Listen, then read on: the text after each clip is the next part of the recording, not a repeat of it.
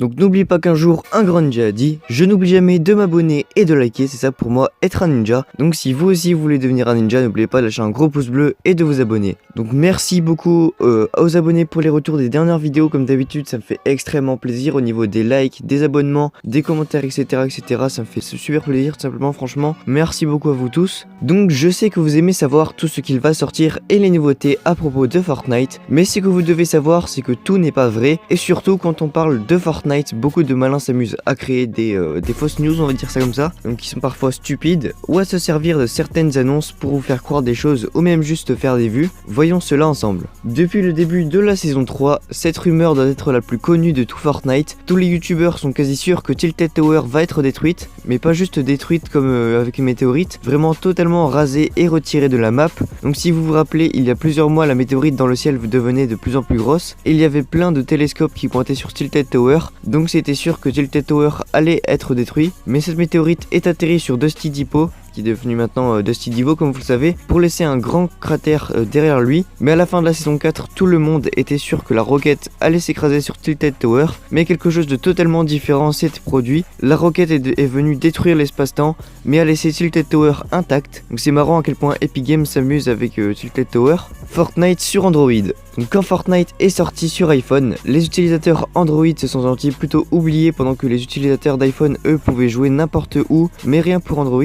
Même au jour d'aujourd'hui, nous ne savons toujours rien à propos d'une future version Android pour le jeu. Epic Games ont dit que le jeu viendrait sûrement pendant l'été 2018, mais on n'a toujours rien. C'est pour cela que certains youtubeurs et sites disent savoir quand cette fameuse version de Fortnite sortira. Donc si vous cherchez, il y en a beaucoup trop, mais personne ne sait quand le jeu viendra. La seule source de confiance c'est Fortnite eux-mêmes. Le retour du skin Skull Trooper le vendredi 13 janvier 2018. Donc le skin Skull Trooper est l'un des skins les plus rares dans tout Fortnite Battle Royale. Donc ce skin est tout simplement un homme dans un ancien costume de squelette. Ce skin n'a été que dans le shop pendant 2 jours, il y a très longtemps, mais malheureusement à ce moment-là, Fortnite n'était pas encore autant connu et n'avait pas autant de joueurs. C'est pour cela que peu de personnes l'ont et que certains vendent des comptes à des prix totalement fous. Donc récemment, beaucoup de vidéos ont dit que ce skin reviendrait le 13 juillet et certains ont même dit que c'était totalement sûr. Tout cela juste car le 13 était un vendredi 13. Malgré cela, Epic Games ont bien dit que ce genre de skin ne reviendra sûrement plus dans le shop.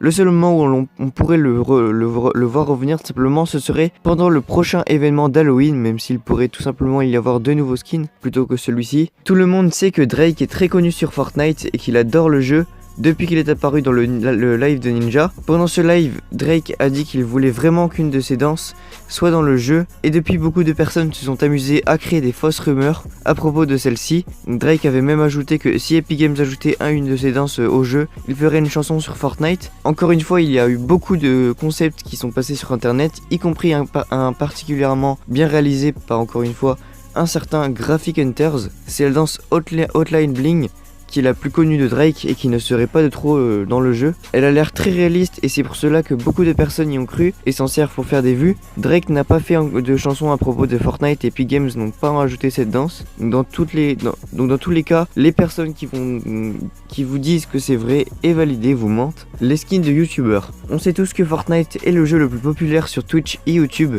depuis un petit moment. Il y a tous les jours de nouvelles vidéos Fortnite et tout le monde a son youtubeur Fortnite favori, et c'est sans surprise que certaines personnes aimeraient voir des skins de youtubeurs dans Fortnite. Il y a déjà eu plusieurs concepts par des fans pour Ninja, Meat, Alia et plein d'autres qui ont été partagés sur Twitter. Donc je peux comprendre que certaines personnes aimeraient voir des skins, surtout quand on voit ceux que le designer Graphic Hunters, qui sont juste magnifiques. Il a créé quasiment tous les skins par lui-même en partant de zéro, et on dirait vraiment que les skins sortent tout droit du jeu, alors qu'ils ont été faits par un artiste très bon dans le domaine. Malheureusement, il n'y a rien d'officiel à propos de skins de youtubeurs sur Fortnite, et je pense pas que cela verra le jour dans pas longtemps. Donc voilà les gens, c'est la fin de cette vidéo, j'espère qu'elle vous a plu, et si c'est le cas, n'oubliez pas de lâcher un gros pouce bleu, de vous abonner et de partager, et je vous dis à la prochaine pour une nouvelle vidéo.